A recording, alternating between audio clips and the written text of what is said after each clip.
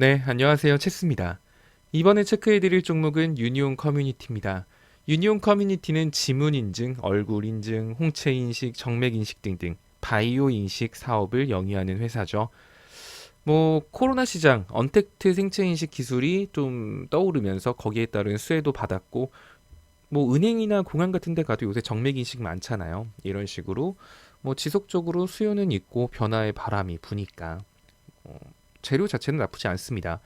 그런데 최근에 이 종목이 움직인 건 본인이 영위하는 사업 때문에 급등을 보여줬다라기보다는 이재명 도지사 정치 테마주로 묶였죠.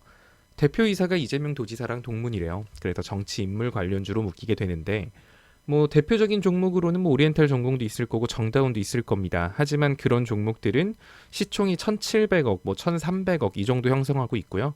유니온 커뮤니티는 한 780억, 800억 정도로 상대적으로 낮은 시가총액을 형성하고 있습니다. 본격적으로 이재명 도지사가 추후에 대선 나간다. 대선 후보로 막 거론되고 이야기가 나오기 시작을 하면 대선주들 움직일 때 유니온 커뮤니티도 거기에 발맞춰서 움직일 가능성 높겠죠. 그래서 정치 테마주들 회사의 가치로 분석하긴 좀 그렇지만 일단은 적자 회사는 아니에요. 흑자 회사니까 차트를 좀 먼저 보시면 과거에 이때는 괜찮았어요. 사실 차트가 보면은 나쁘지 않겠다라는 생각은 듭니다. 과거에 이때 보면 항상 제가 중요하게 보는 걸 거래량을 좀 중요하게 보라고 말씀을 드렸잖아요. 차트는 만들 수 있어요. 어떤 식으로든 그냥 대충 이렇게 누군가의 손길이 닿았든 여러분들이 흔히 말하는 제가 영상에서 세력 이런 말 별로 안 좋아하는데 어쨌든 종목마다 주가를 핸들링하는 누군가는 존재한다라고 생각은 합니다. 제가 말하는 걸 싫어할 뿐. 그래서 차트는 자기들이 원하는 대로 그릴 수 있어도 사실 거래량은 숨길 수가 없어요. 그래서 거래량하고 거래 대금을 중요하게 보라고 말씀을 드리는 거예요. 자, 이때만 해도 거래량 엄청 많이 터졌죠. 근데 거래량 없이 쭉 빠졌어요. 갭자리까지 뒀네. 그러면은 이거는 사실 걱정할 필요가 없는 종목인 거죠. 뒷거래량 충분한데 위에 갭자리. 그래서 한 번 더 이렇게 거래량이 무시무시하게 터지면서 갭자리 메꾸고 더 날아갔습니다. 근데 요날 터진 거래량 이게 조금 마음에 안 들어요. 윗꼬리 뺀 꽉 찬 음봉. 거래량이 터졌을 때 윗꼬리를 많이 빼는 건 별로 좋은 현상이 아니에요. 흔히들 말하는 것처럼 털고 나갔다. 이렇게도 해석을 할 수 있는 부분이기 때문에 근데 이날의 거래량이 만약에 이렇게까지 빠바방 터졌으면은 지지. 이거 쳐다보지 마요. 막 이렇게 말을 했을 텐데 그 정도 거래량은 아니라는 점에서 그나마 긍정적인 요소 그리고 실적이 나쁜 것도 아니고 정치 테마라는 게 사실 뉴스 하나에 움직이는 거니까 그런 관점으로 봤을 때 일단 이 뒷거래량은 살아있다라고 봐도 무방합니다. 자, 이런 차트는 사실 그냥 차트만 놓고 봤을 때는 낙폭의 절반을 봐야 돼요. 기술적 반등 구간을 딱 낙폭의 절반까지로 체크를 하는 게 맞습니다. 자, 보시면 급격한 낙폭의 절반 수준까지 현재 주가는 올라와 있는 상태예요. 어찌 보면은 사실 이렇게 낙폭 보여줬을 때 지금이 단기 목표가긴 한데 이 절반을 지지할 경우 다시 한 번 더 전고점까지 상승할 수 있는 힘이 생긴다라고 했죠.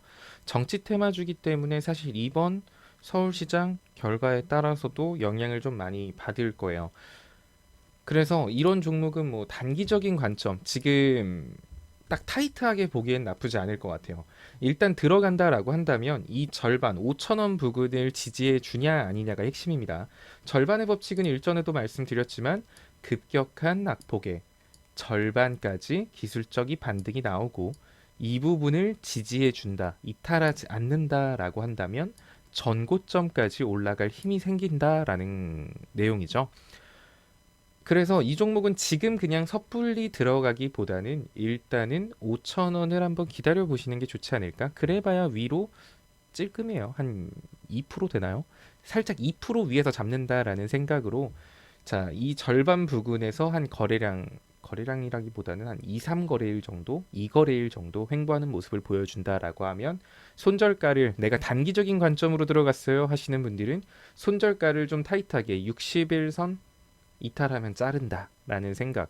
으로 접근을 하시면 되고요. 어차피 60일선 위치는 계속 바뀔 거예요.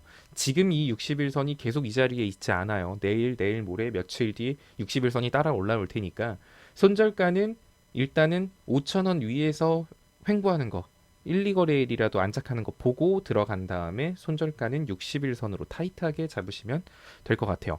그게 아니라 나는 이거를 어쨌든 이제 또 대선 관련주들, 정치 테마주들, 또 주식의 꽃 하면은 또 대선 관련주 아니겠어요? 그런 생각으로 나는 좀 길게 보고 싶어. 그렇다고 한다면 뭐 이재명 도지사가 대통령 후보로 나오게 되고 뭐 지지율 높다라고 하면은 뭐 충분히 시세 나올 수 있을 것 같은데 좀 긴 호흡으로 보자 하시는 분들은 그렇게 다급하게 단기 손절가를 잡고 대응하기보다는 그냥 느긋하게 121선까지 열어두고 분할로 잡으셔도 상관은 없다고 보여집니다. 이 종목을 정치 테마로 접근할 건지 아니면 현 차트를 보고 접근할 건지 이거는 여러분의 선택이에요. 일단 주봉 차트 같은 경우도 볼린저 밴드 상단에서 크게 벗어났다가 한 번씩 만나는 모습 보여주고 있거든요. 지금도 다시 볼린저 밴드 상단 위로 올라왔어요. 얘가 최근에 급등했던 패턴을 보면은 어찌됐든 볼린저 밴드 상단 부근 위로 안착을 하면 위로 시세 한 번씩은 크게 보여줬습니다. 자, 지금도 그 자리이기 때문에 사실 뭐 단기적인 관점으로 접근해도 크게 상관은 없을 것 같아요. 뭐, 자, 결국엔 그거죠. 내가 이 종목을 어떤 관점으로 보고 들어가느냐에 따라서 손절가가 달라지는 거예요. 좀 긴 호흡으로 대선주까지 엮어서 본다라고 하면은 굉장히 크게 위로도 치고 갈 가능성이 생기겠죠. 내가 투자 기간을 그만큼 긴 호흡으로 봤기 때문에 나오는 아웃풋도 커진 거예요. 시간이라는 인풋을 넣었으니까 아웃풋 값도 커진 거죠. 그런 관점으로 길게 보셔도 상관은 없다고 보여집니다. 대신에 근데 아마 여러분들은 또 뭐 대선주 미리 모으자라고 해도 뭐 한두 달 동안 만약에 얘가 빌빌거리거나 아래로 막 마이너스 뭐 분할 매수로 접근을 한다. 대선주라고 하면 분할 매수로 접근을 해야겠죠. 분할 매수로 막 접근을 했어요. 그래. 여기서부터 타자. 사고 60일선에서도 또 한 번 사고 120일선에서 그냥 까짓 거 한 번 더 사. 이랬는데 그럼 내가 여기서 사고 여기서 사고 여기서 사면 내 평단가가 그냥 현 시점을 기준으로 봤을 때는 뭐 4,550원 요 정도가 형성이 될 거예요. 근데 현재 주가는 어디? 4,250원. 그럼 여러분은 어쨌든 손실이에요. 그럼 막 추매했는데도 손실이면 막 스트레스 받아 할 거잖아요. 그러면서 본전 으면 화들짝 놀라서 팔 거란 말이지. 그러니까 애초에 그러니까 좀 긴 호흡으로 들어갈 거고 분할로 접근한다라고 생각했으면 확실하게 구간을 잡고 대응하세요. 근데 내가 좀 그렇게까지 막 긴 호흡을 가지고 스트레스 받으면서 매매하기 또 싫은데요. 하시는 분들은 아까 말한 것처럼 5,000원 위에 올라가는 거 보고 5,000원에서 1, 2거래일이라도 횡보하는 거 본 다음에 손절가를 60일선으로 설정해서 대응하시면 될 것 같습니다. 목표가는 뭐 일단 단기적인 목표가는 한 5,300원 정도 단기 목표가예요. 그래도 현가 대비 위로 꽤 높죠.